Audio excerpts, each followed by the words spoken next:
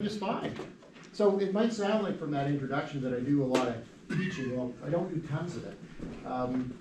I do instruct a course on market validation, which takes people right from an idea phase all the way to actually getting their product out into market, and then sometimes a little bit past. But most of the time I spend working with companies through Kamloops and other parts of the province. I help them generate revenue. In my consulting work, I help companies bridge the gap between sales and technology. And I kind of have a foot in both camps, a lot of the new stuff that's going on, and also the traditional way that industry has gone for years. There's some things that have changed, but there's a lot of things that still remain the same when it comes to taking an idea and converting it into a business. So we're going to take some of the components of what I teach in a full course and just try and focus on some key ones between now and also on Thursday, and I think then later, depending on where you guys end up with the business.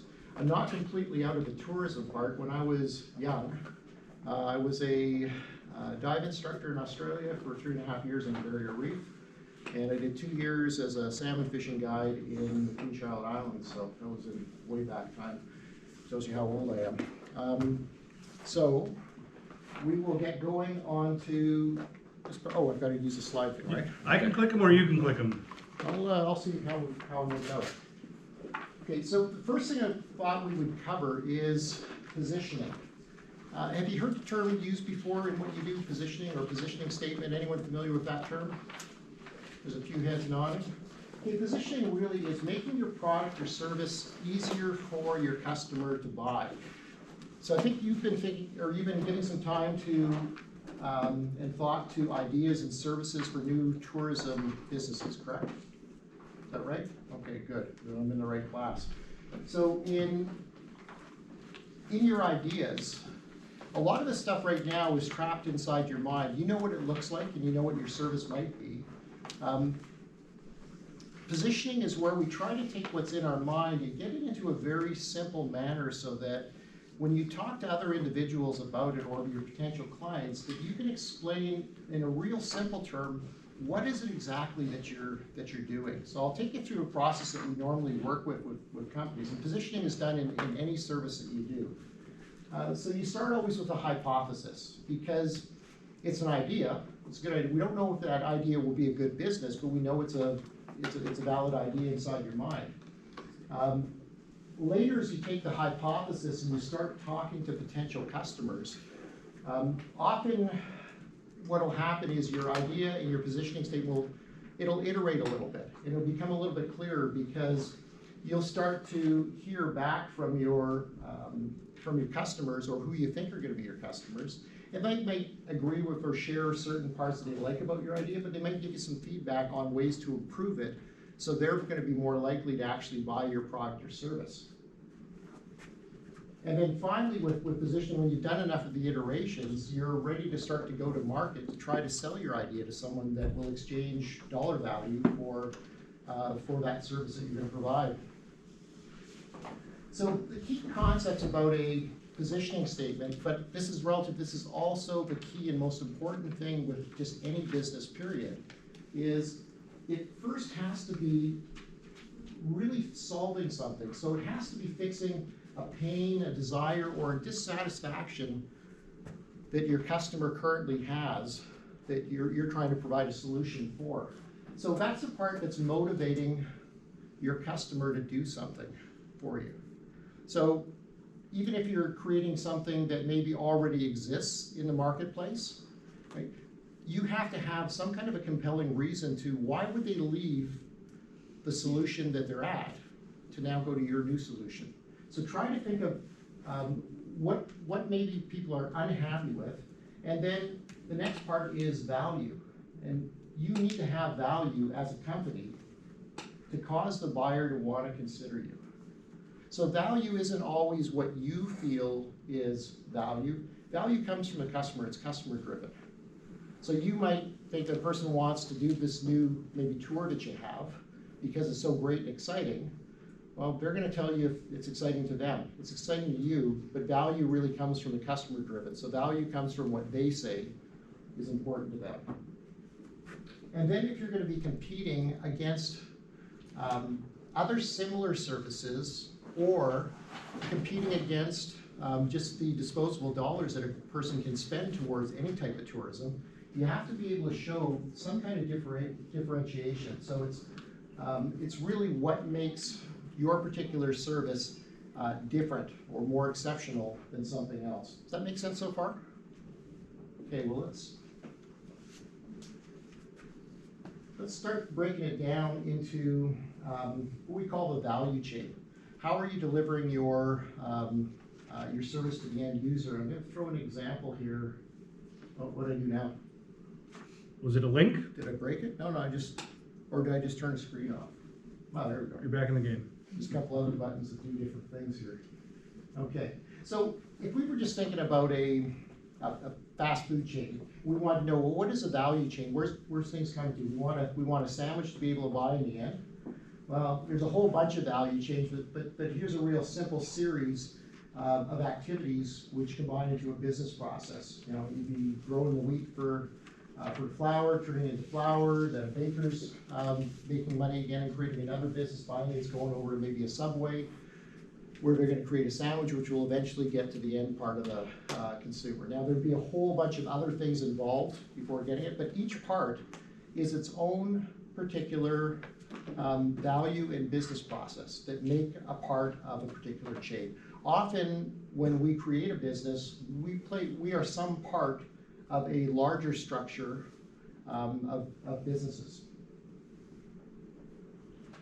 I pulled out two examples of two types that would be common in your tourism end that you should really be able to think in your head of which of the two types are you. So there's a direct customer model. So I used an example here of a ski guide client. So in a direct customer model, you may have a ski guide business and you're reaching out directly to customers. Maybe you're advertising on Facebook. So it's a direct to customer. You have a service, you're advertising to the customer's coming straight to you. That's pretty simple, right? Okay, the next kind, which is really common as well in your industry, is what we call a channel relationship. Same ski guide part. So you would have some that you would be selling directly to, like you were in the other example, direct to consumer. And then you may have others that you're selling to a booking agency. So someone else that is selling that particular type of tour or service. So you'd sell it to a channel partner, then a channel partner maybe has a broader reach to other tourists and they are selling your service onwards. So why I bring this up and why it's a little bit differently is that's okay, it's all right, that happens nowadays. There's two completely different messages when you're communicating. So when you're selling to a person that's actually going to use your service, it's one type of message that's providing value to them. But if you're now selling to someone that's going to in turn sell to the customer that you want to have, your message might not be so much about how exciting your particular tour is, but it may be more focused about what is the value to that channel partner or to that tour company. So that might be in the compensation that you provide to them.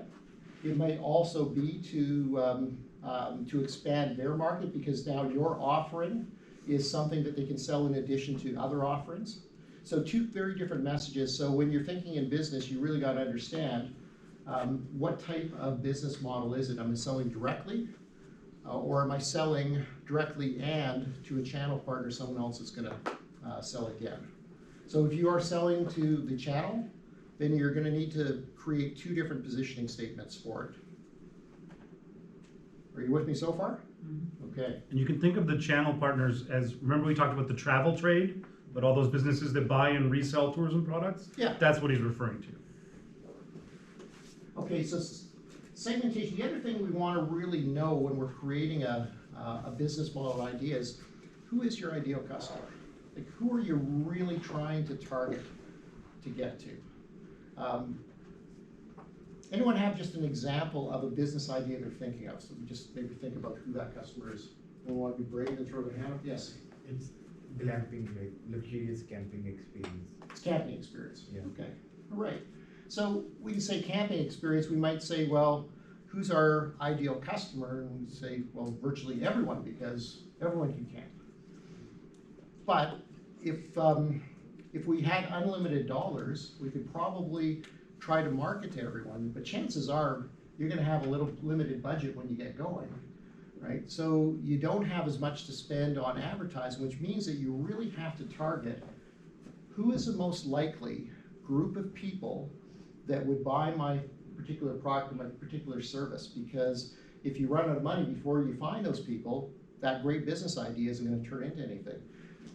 So what you really wanna start to think about is, who is that ideal customer, that perfect one that's most likely to get my service, and then how would I be able to find them? So we call this exercise segmentation. We're trying to figure out what segment we're really going after. And typically in a segmentation, all the buyers have virtually the identical set of needs, and they all reference each other in some sort of way. If we can find that right segment and identify what that sweet spot is, we're most likely going to be able to reach and get to them. I'm pulling up an example. It's not tourism, but this is a really good example just to demonstrate how segmentation can work. Now, we all know electric cars are everywhere. People use them. It's great. But you know that 25 years ago, electric cars, like, we didn't see, none of that was around. But companies saw that eventually electric cars were going to become important, so they wanted to, and this is based off of an actual electric car company out of the US that was putting out some of the first, and they were trying to figure out how they were going to reach the right people. So they went, brought all the marketing smart people in, and they said to them, look, we've got a limited amount of money, and we've got to try to find who those customers are. So we want to spend our advertising dollars correctly. So try to figure out who would be the right customer. So they broke it down into a number of different attributes. They wanted to stick within North America. They wanted to break it down by region, size, distance away, and finally driving characteristics. So they sent them off, and they broke it into West Coast, large urban, downtown city. Here we go, fully populated. So just a show of hands, if you went back 25 years, I don't know how old you would have been there, but what would you have guessed would have been a region that would have been most likely to tackle, most likely when they went out and did surveys and found out? So they went out and talked to people. Anyone want to take a guess? Where would you start? We'll guess for you here. Oh, well, hit one button, it all went crazy. Sorry. That's all right. Sometimes it happens, but it works okay.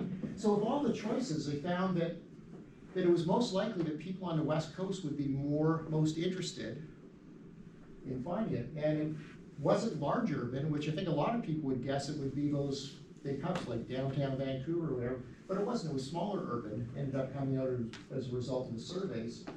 And for distance of drive, it was actually just less than 1 hour's drive, so it wasn't in downtown core for people. And the driving characteristics, not surprising, city roads. So what do you think they did after that?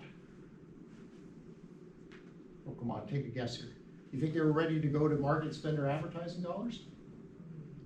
Yes. Yes? Probably yes. Okay. They- Have they done enough research?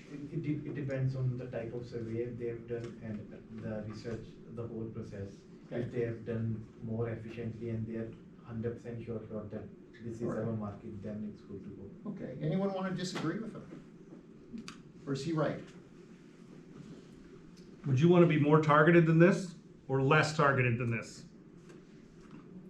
A lot more information. A lot more information. Take over a huge industry. Well, yeah, CEO looked and said, this is a great start, but we still can't spend all the money we need to reach to that type.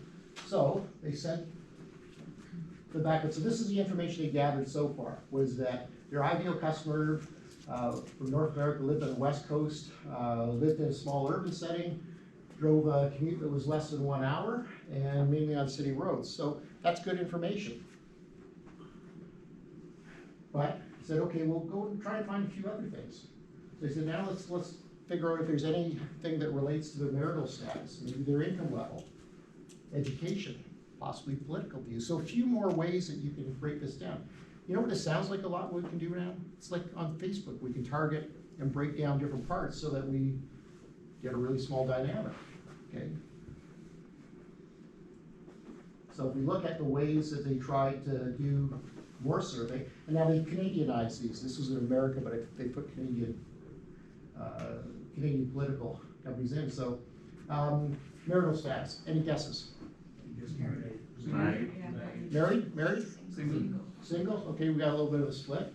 Okay, income level, where do you think that needed to be? 150. 150 plus K, is that most people? Okay. It's the early adopters will be someone who have a lot of money to A lot of spend. money. Okay, all right. Education. University education. Okay. And what about political views? Green. Okay. All right, well, let's see what the survey says. All right, you're married? Income wasn't the highest amount, 100K plus, okay. University or college, and yeah, I think everyone was on board with green or NDP because they're very similar. Do you think this research was done in North America because it's a larger group of people? Like, I feel like Europe would be more of a progressive. You're right, they were demographic way society. ahead of everyone, Yeah. but it was the North American car manufacturer Oh, that okay. was doing this. Europe is miles ahead when it comes to a lot of newer innovative things. Maybe it's because they're so condensed. But a lot of the rules change when we go to different markets, so here in North America. So all of a sudden now, there was a lot more information to digest. But here was the big one that they came out with in the end. There was one more factor that they threw in, and this was a real motivating factor to know that they would be the ideal client to look for, is that the sweet spot was that they were interested in buying another car within the next 6 months. So now all of a sudden, you had a very focused group, right?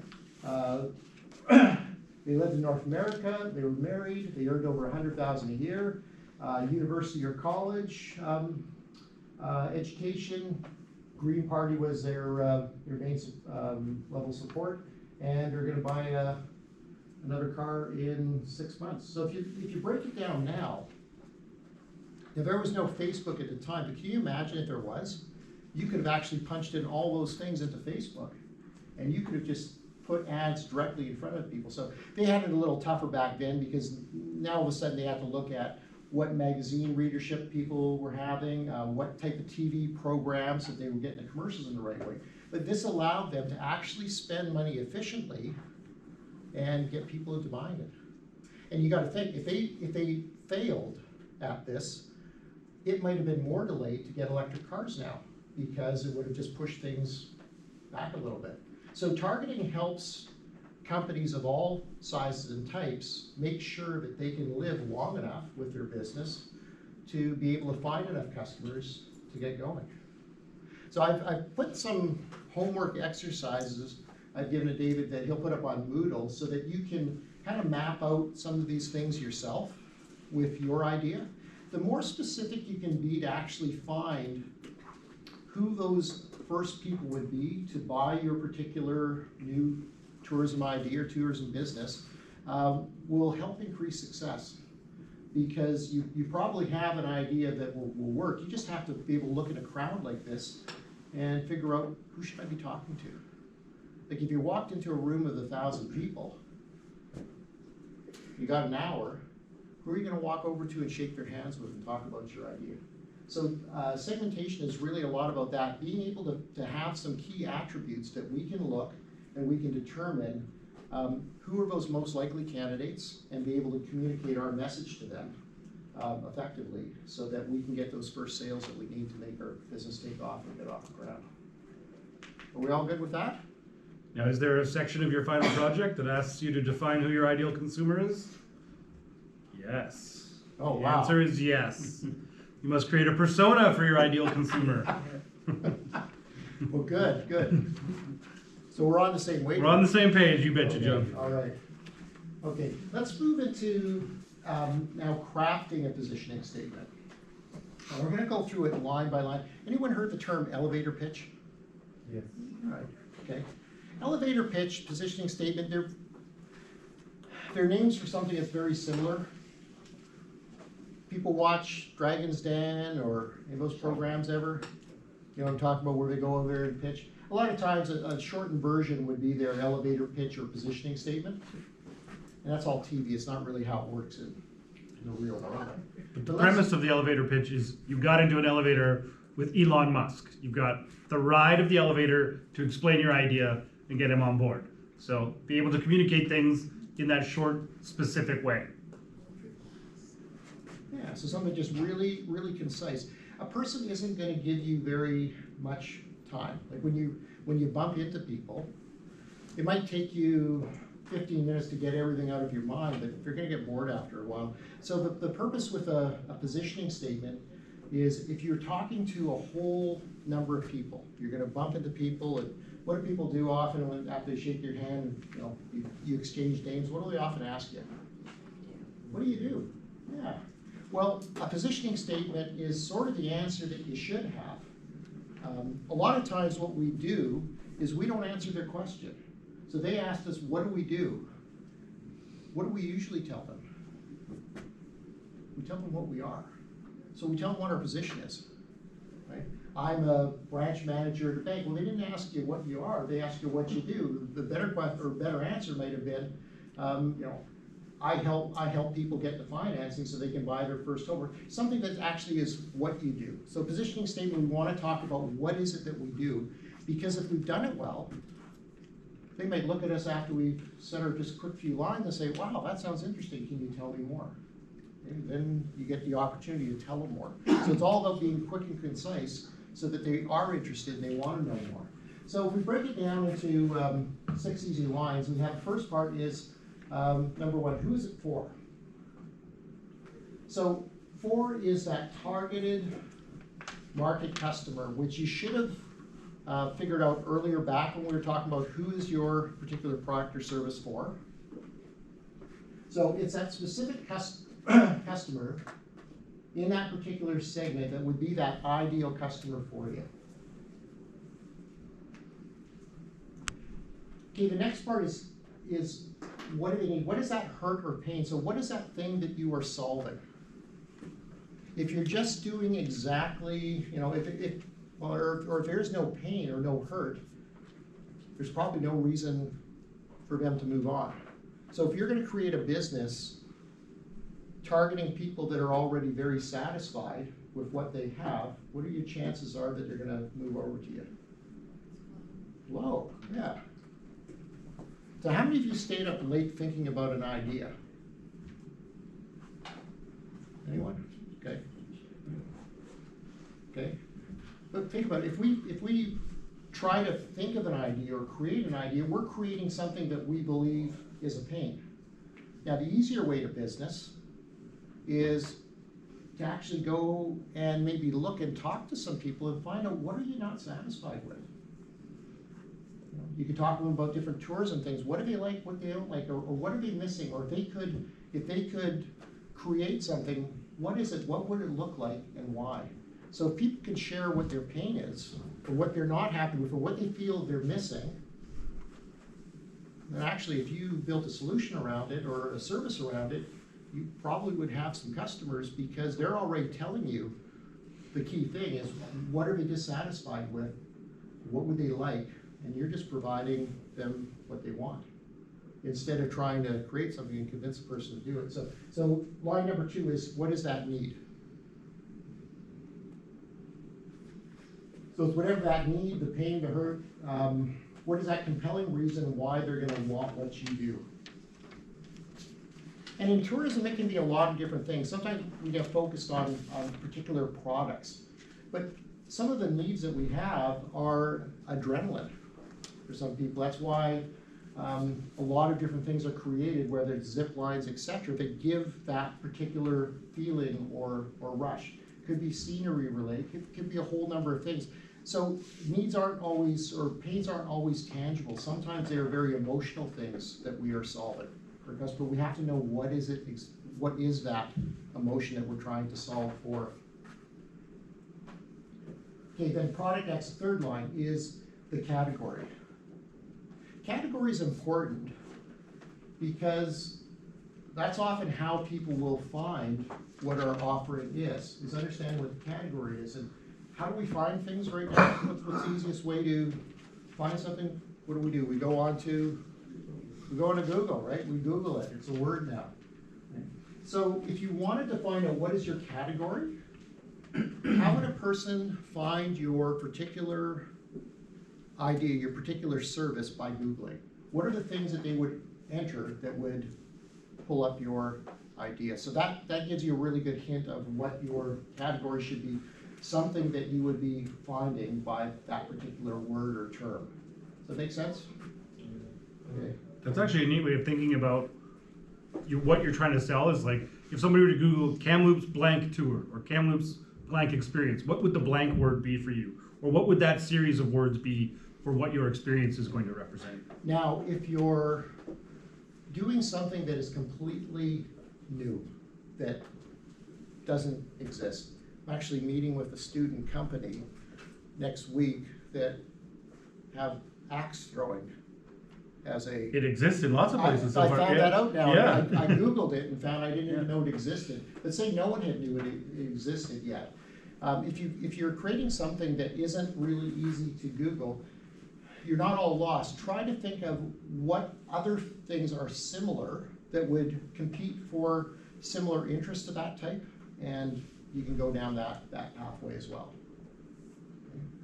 What if a company comes under two categories? Will that be okay, or we just have to define? You want to try to define or at least compress it into what the most likely part is going to be.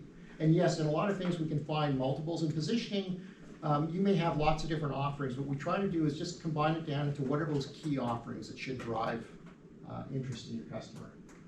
Okay, so everyone's clear on the category part. And then line 4 is, what does it provide? So what is that key benefit that really addresses that compelling reason, which is the need in line 2, for them to buy your particular service?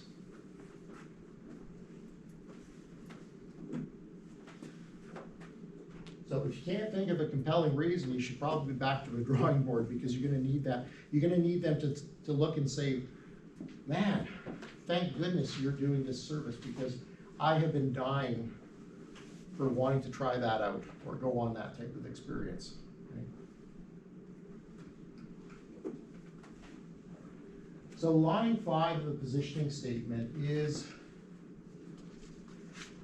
it's differentiating yourself. So unlike, when I say competition, it's not always particular companies that you're listing, but it would be unlike how they are currently receiving value for that particular pain.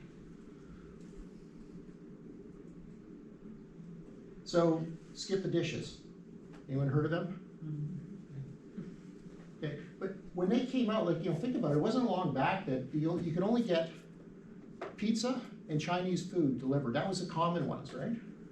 So they probably would have had to communicate to, when they first started TV ads and stuff, it probably would have went past a lot of people's minds. It's just, it's another delivery company, until people understood, well, yeah, we are just like a pizza or a Chinese food delivery place, except we deliver from all kinds of restaurants, everywhere, and anytime. So what was that? That was their differentiating part. So unlike, they might have been saying, well, unlike a restaurant that only has one type of menu that delivers out to you, if you come to us, we deliver everything. So anything that you desire, you can get. So that was their unlike. Now there's a whole bunch of people copying that, so there's a whole bunch of others that are doing a similar thing, but when you're brand new coming out, you got to get that message out in a different way. The Uber, we all think of Uber and rideshare, but again, we didn't have to go that very far, where you took a bus, you took a train, or you took a taxi. So they would have struggled with the same thing at first about how do you communicate to people that different. So in their cases, they would have had to not use another service that was identical. They would have had to pick out an example of other things that competed for solving that same problem, which was transporting people from one location to another. So they were still solving the same problem. They were just doing it in a more creative way and a much better business model than as we're finding out now. Everyone good on that? Okay. And then finally, what is that, again, reemphasize, what is that key competitive difference that our particular service is gonna give them, that should make them leave what they're going to do right now, or possibly just, create another thing that they're gonna wanna invest their money towards. Okay, so that's the wow factor. So if we took this into just three or six components, we can forget about this number 7. We almost never use that in a positioning statement. It's in a lot of the training material, but you start to bore a person with that. It's better just be focused on those first 6 items. There is an exercise for you that'll be up on your Moodle where you can just take this template and you can start to fill in. And if you're having trouble filling in, talk to a friend of yours. Talk to other people, because a lot of times this is an iterative process. So you're taking your idea and you're really trying to, it seems simple, there's 6 lines. It's not like writing a big term paper essay or a master's thesis, but believe me, companies will spend at times months trying to do one of these and really nail it down to what is it that we're doing. Because if you don't know the why and the what, there's very limited chance you're gonna be successful. So getting this part early, so when you're thinking about your business ideas, try taking it through and try talking to some other people to see, does it make sense to them? Or if you go and tell your positioning statement to someone that has no idea who you are or what you do, and you give it to them, and then you ask them afterwards, can you tell me what is it that this is all about? See how close their response is to what makes sense in your mind. Okay, so I threw together a quick example. I created a business called Euro-Canadian Ski Adventures. Okay? It's for European ski visitors who are not fluent in English, who want a Canadian backcountry skiing experience with instructors that can speak their native language. Euro-Canadian Ski Adventures is a multilingual backcountry ski tour company that provides multilingual skiing guides for backcountry skiing adventures in Canada.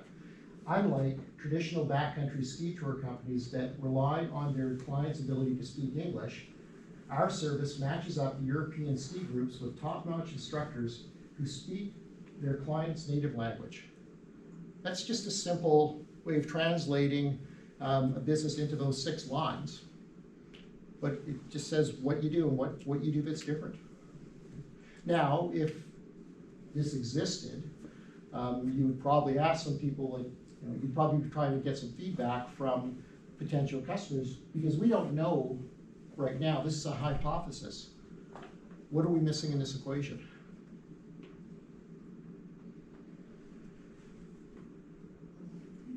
A lot of things, okay, good. Tell me a couple of a lot of things. Lots more than one. Being able to find people to do the job. Okay, good. People to come to your company and give you their money. All right. Service. Okay, those are a couple things. 2 makes a lot, or is there more? I'm hoping other people also have it. Okay, anyone else want to combine? Me too, and throw in a lot? Finances, Finances? market research. Market research. So what would we be trying to find out? To know your customer. To know our customer. Okay, so how would we get to know our customer? By making, I don't know, like what you just said, asking them, trying I'm old, I to figure forget out what things. they, What did I say? what they need. What they need, okay. Possibly making connections with tour companies in Europe would help you see if there's a customer base there.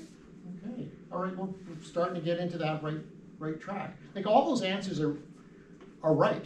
You were talking all about the different things. So if we're at an idea stage, once we've got our idea, which is a hypothesis, onto paper. So say this is the first step. What you do is all of you have ideas rolling around in your mind. So your first step is you get it down. Now you got it into something that is tangible, it flows, it makes sense clearly in your mind, and you're ready to tell people about it. So before going any further, even worry about it, like right now it's an idea, it's not a business. All ideas are good, but not all ideas can translate into becoming a business.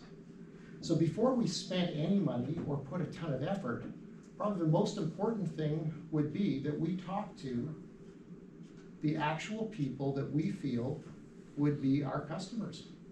Because right now, this is a guess. We don't know that people are even concerned about going with instructors that just speak English. There may not even be any kind of need or pain to it. So we would want to go and talk. You brought up the thing about talking to ski tour companies. They probably hear a lot from customers, but going out, doing some surveys, talking to people that have maybe traveled from Europe on these and finding out what did they enjoy, what didn't they enjoy. Makes sense. So getting an idea is pretty, I'm gonna say it's pretty easy because we all come up with ideas. Getting an idea that can turn into a business is a little bit more difficult because we have to make sure that our idea aligns with the same kind of points or desires that someone else has. So next week, we are gonna focus or not next week, Thursday. Still this week. We're gonna focus our efforts onto what we call customer discovery, which is then taking our hypothesis and finding creative ways that we can try to see, is there enough demand for that particular service that we're looking at that we can actually try to make some kind of business model out of. Okay, so this is first step for everyone, is to get a positioning statement that's clear in their mind that you can read out and say to people. If there's anyone brave that does it in between now and Thursday and wants to volunteer reading out, if there's a couple of you that want to read out your positioning statement, that would be great. And don't worry about how refined it is, because no matter what you put down when you're starting a business, it will look different over time because you're going to change it and adapt it a little bit as you start getting feedback out of a loop. So if anyone wants to be brave with that, that would be great. And well, I think this is an interesting example you got there too, John, because can you think of any reasons why this might not be a good idea? I can think of one, which was essentially that if you're rich enough to afford backcountry skiing and you're a European person, what's the possibility that you might speak English as well? Is it lower or is it higher? It's higher, right? But I don't know if that's true or not. That's a suspicion that I have. I also know the two biggest heli ski companies in British Columbia were both founded by German-speaking people. So there's a factor there as so well. maybe if you have a lot of money, you could hire your own translator to ski with you. So who knows? There you go. But we don't know these things yet until we talk to people. So let's move along here. The last part I wanted to talk about that relates to this is what's called a value proposition. Have you heard the term value propositions before? Okay. So a value proposition, it's different from a positioning statement in a couple ways. Anyone want to throw out maybe an idea of how it might be different? We just made one in my other class. Did you? Okay, great. And like we watched the video where the guy talks about how customers have jobs, aka things that they want to solve. So we went through a whole thing about what you're going to offer and how you're going to have pain relievers for customers. So what those pains are, how you plan on fixing them, game creators. I don't know if anyone's ever taken Leanne's class. Well, no, Quinn, this is the prerequisite. Oh, never Just mind. teasing. Yeah, so looking at how you'll address customers' needs of your business is kind of Okay. just a little bit. All right, yeah. You're there. Anyone want to throw in some extra stuff into there? I think positioning statements are more in relation to your competitors, whereas value proposition is more focused on consumers. Okay, anyone else want to throw? Spend money.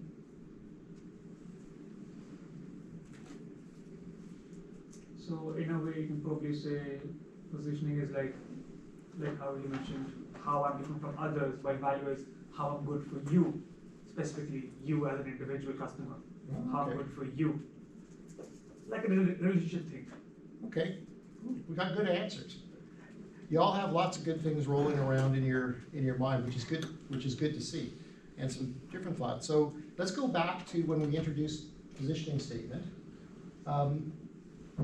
Where did we say that we typically use a positioning statement?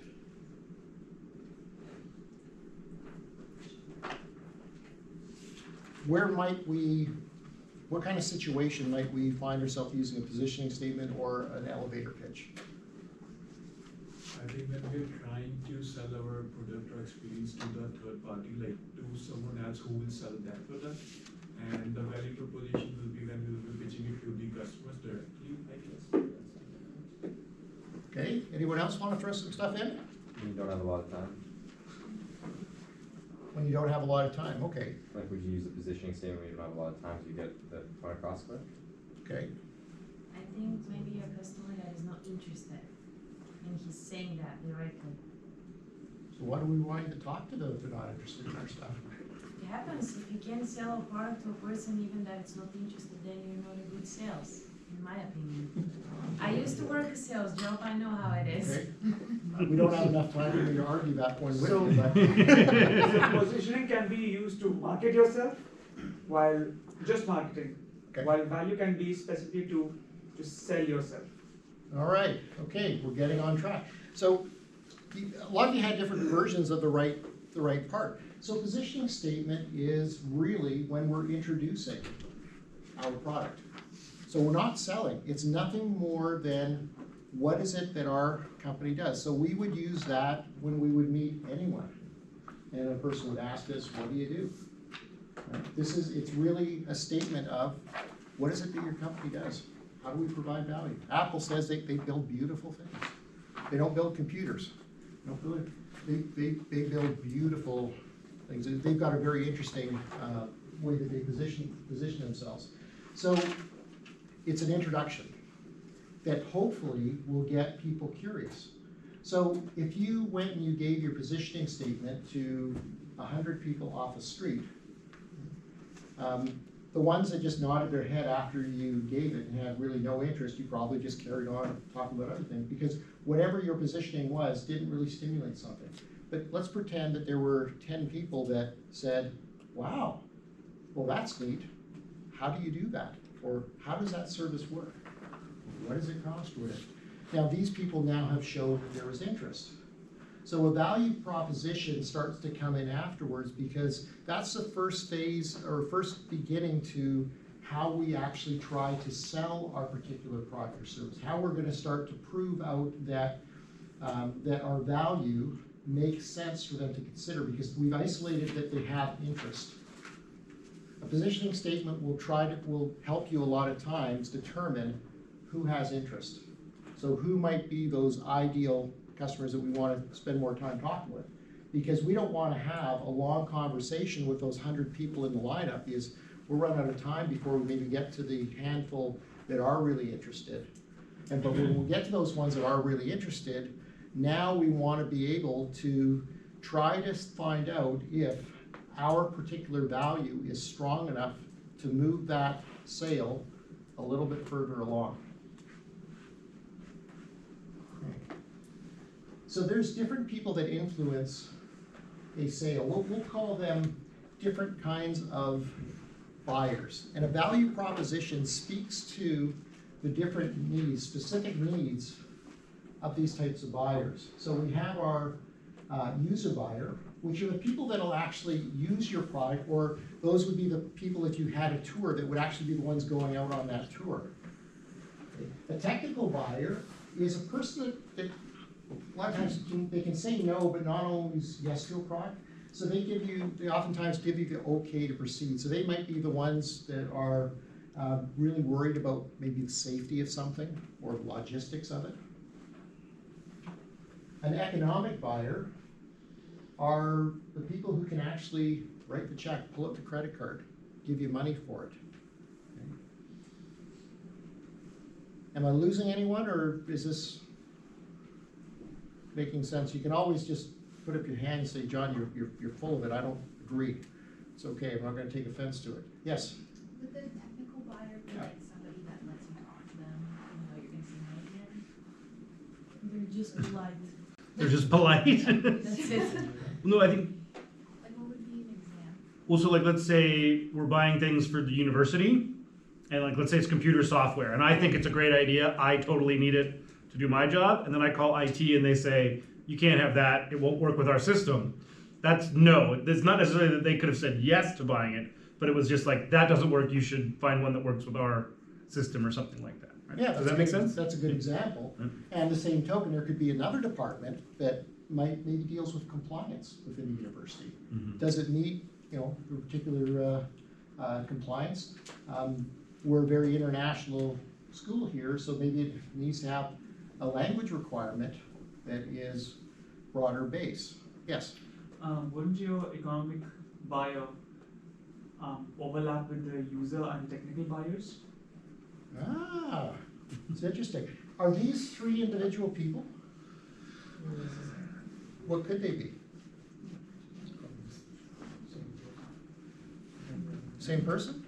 Yeah. Yeah, definitely. So these can be, in a large organization, these can very much be particular departments. Or that could just be ourselves at times. Okay, let's think about this. We go shopping. We see something. We go into a store, we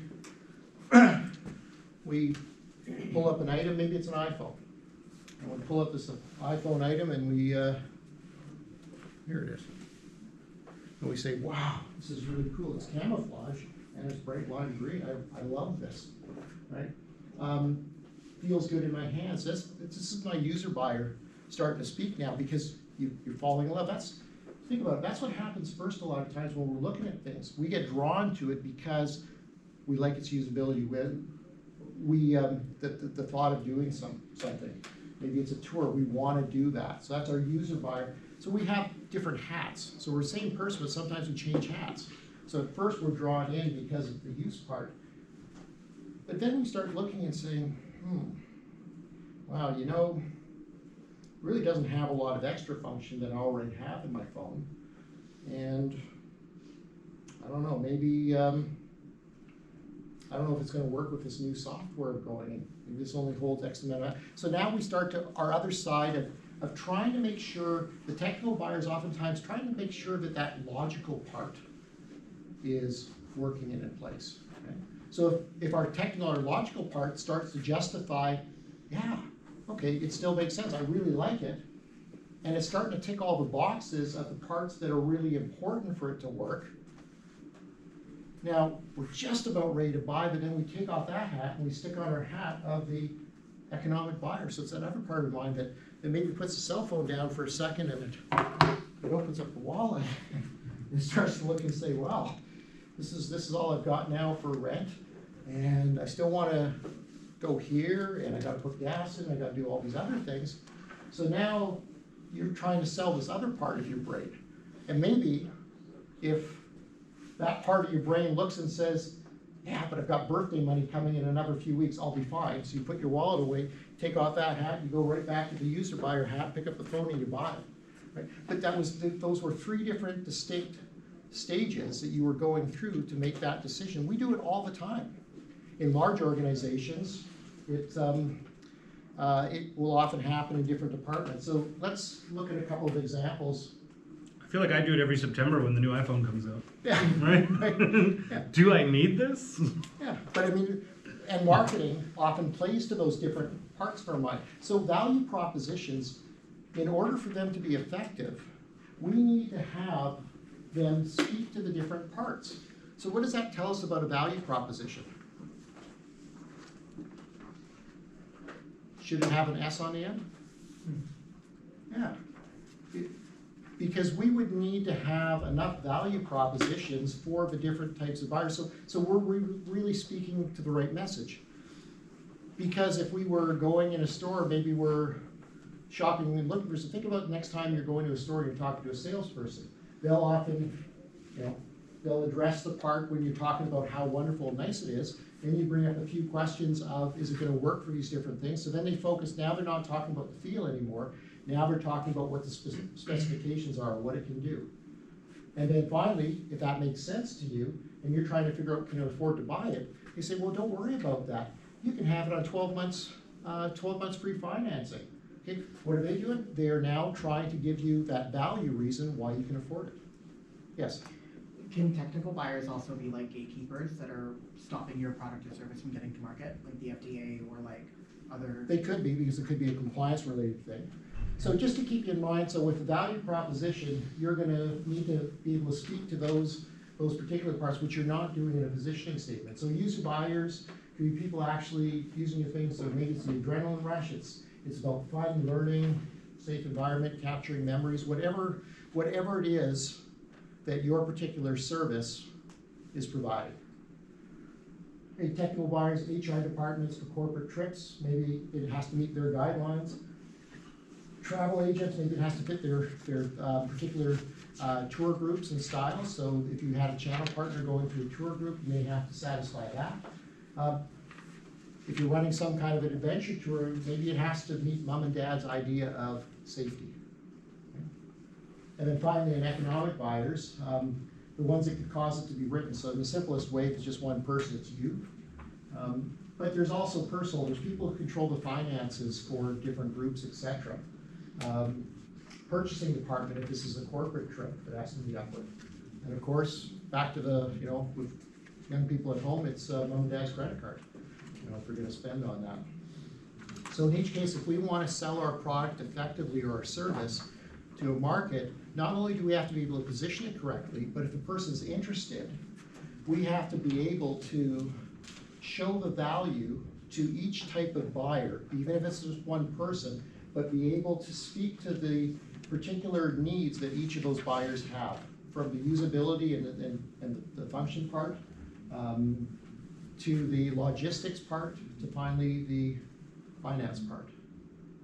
Is it making more sense now than when I first introduced the idea?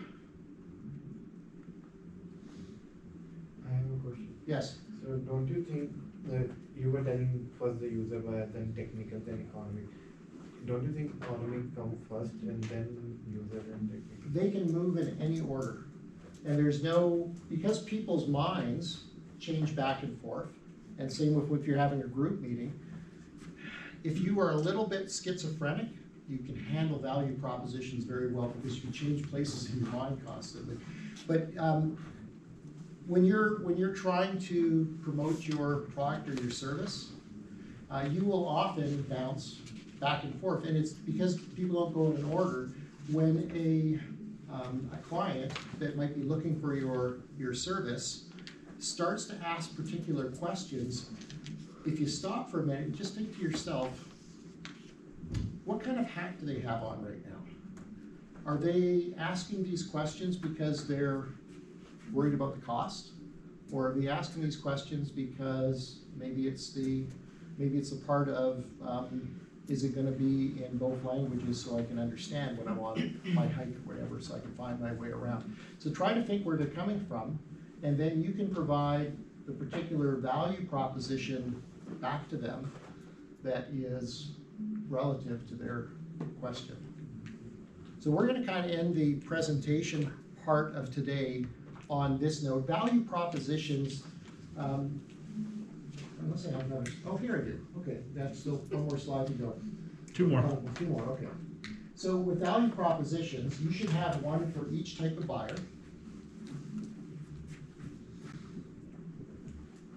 And also for each target market. So if you have a couple of different markets, you would also have value propositions for those different ones. So if you were selling both directly to the customer, and also you were selling to a channel partner, maybe a tour guide company, you would have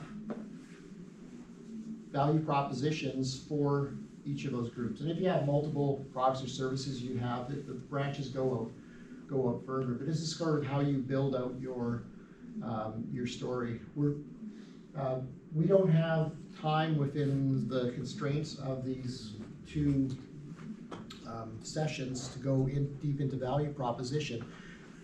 But I know you've got a very capable professor, instructor, smart person. That's up for debate. That's up for debate. That could go into a little bit about how you would construct a value proposition. Most of the components, about 4 of the components that you have when you put together your positioning statement, fit right in and dovetail into your value proposition. Then there's a couple of additional ones. So if he's able to fill in the blanks for you, that'll help. And if he doesn't fill in the blanks for you, what can you do? You could what? Google. You could Google. So if you Google value proposition, you'll come up with some amazing stuff. You can go to YouTube and you'll hear some wonderful ways that you can put that together. I'd also point out you guys all have free membership to LinkedIn Learning. Do we? All right. Yeah. As TRU students, you get free LinkedIn Learning accounts. Now, We got a few minutes before the bells, or how much time do we We got have? 15 minutes, Yeah, John. 15 minutes, okay. Let's open this up a little bit more into questions, specific things that we can kind of get a little bit of group learning going on. What types of businesses are seeing success in the TRU generator? We've had a mix. We had Hummingbird drones. Has anyone heard of them? Wildfire, Drones? yeah. You have not heard of drones before? We know. Yeah, so they came out of the TRU generator 5 years ago. And they worked a couple summers as firefighting in between going to school. And they thought it would be really cool if a drone could work at nighttime when helicopters weren't allowed to fly. And if it could use infrared to figure out where the hot spots are, then the crews the next morning could go directly to them. So they figured out a way to do that for mapping. So they were first to experiment with provincial government. Now they're being used in 3 provinces and 1 territory. And they're working. So fire's being looked at. They're not fighting the fire. They go after fire's gone through, but they work with those back crews that have to put out the hot spots. Is that Hummingbird? Hummingbird, yeah. Yeah, and they've also been used in search and rescues Yes. as well. Yep. So when Yep. hikers or skiers get lost in some peaks, they can use the infrared cameras Yeah. to try and find them. Yeah. So they've been used for a lot of different applications. There's another cool one that you guys might have actually seen the videos from New Parallel Productions. Is a couple of business students who really liked making videos, and they got into the business of making videos, and they've actually made some for Tourism Kamloops, and actually that downtown one that we watched last week was made by them. Yes, they're doing incredibly well. They do projects for Domtar. They've done a whole number for First Nations bands. They're doing fabulous work. But I'm glad you brought them up, because whatever our first idea is, it doesn't necessarily mean that that's what our business is going to look like in the end. As we start to talk to customers, we sometimes change. When New Parallel came in from the generator, their business idea that they were working on was to build bags for putting your drone in, so you could carry it up mountainsides and stuff and keep it protected. So they went through the whole program doing that, but as they did discovery and talk, they found out that there wasn't really a big market for it. But they learned a lot about drone, and they were doing a lot of video filming to convey their message, and they were really good at videos, and they sort of took a little bit of a pivot and steer, and they started going into video production, first with real small things, but now they are probably producing some of the best videos in the interior of the province. Pivot is a fantastic word. Also a great Friends episode, right? But pivot is a very kind of modern business tool or idea that kind of emerged from the tech sector, which is often that as you go through customer discovery, as you go through the development process, you sort of realize that, okay, actually this technology works better if we simply pivot the idea slightly to a different group or to a different user need or whatever it is. So it's sort of, sometimes the result of these processes is that you simply pivot the idea. And our hope is that as you guys develop your ideas in this class and you go to these check-ins, that if you need to pivot, we'll be able to help you identify that when you should do so, or whether or not we should say, no, keep on the right track. You're going forward, go right ahead, right? Or if it's like, I don't know, pivot to this, or think about this. So, but it's something that lots of businesses go through. It's very rare for you to just be like, oh, solved it, nailed it, let's go through $1 billion, excellent, right? That's not really how these things work. It's often that you discover along the way. No, that's completely right. This is a reason why we're going to spend a lot of time next week on customer discovery. Because it's the input that we have from the people that we hope are going to buy our product or service that become most valuable. When we talk about pivots, it's generally because we don't change our mind as an entrepreneur. It's we start listening to the needs of our customer and we switch our focus a little bit to match up and align with them. Ideas are, and when we validate, when we go through this process, it tells us something, but it tells it from a particular point in time. So some ideas can't work right now just because of maybe it's technology, maybe it's also just what consumers are looking for or desiring. And that changes, so an idea that maybe didn't work earlier back can be revisited and brought out again, and it may have more appeal. What's that movie where the gal had the bow and arrow and they all competed to the end? Hunger Games. Hunger Games. Okay. So, I'm old school. Now the guy, that's what it was. But when that movie came out, a ton of people that were in the archery business, they had a heyday.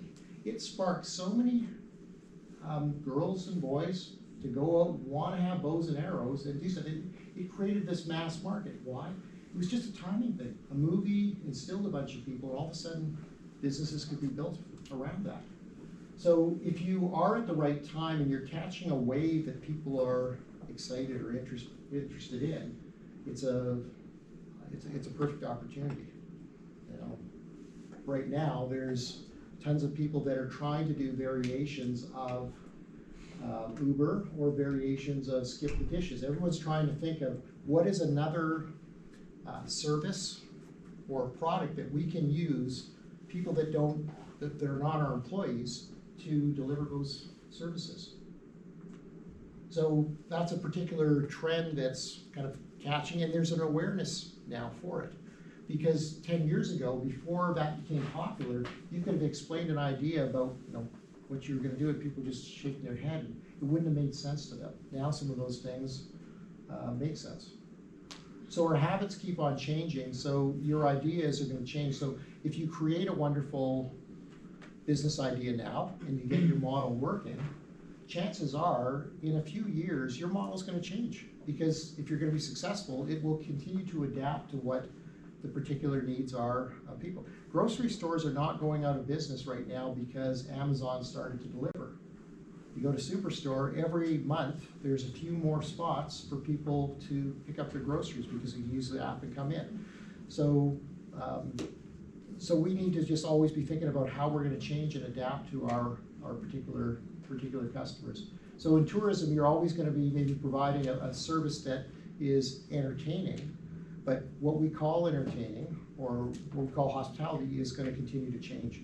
So you're just going to evolve to it. Because a lot of things and a lot of rules have changed in the last while, you can be very creative in your particular service offering of what you could do. I mean, you could deliver Skip the Dishes food to someone with a drone on top of a mountain that's climbed up there now, where you couldn't have done that. You would have had to hike there physically 5 years ago. So I'd say that you can necessarily carry all that stuff now, but I'm trying to explain to you is that there's a lot of things now that technology is allowing us to provide new forms of service to people in a way that they prefer to have it received. And I would say that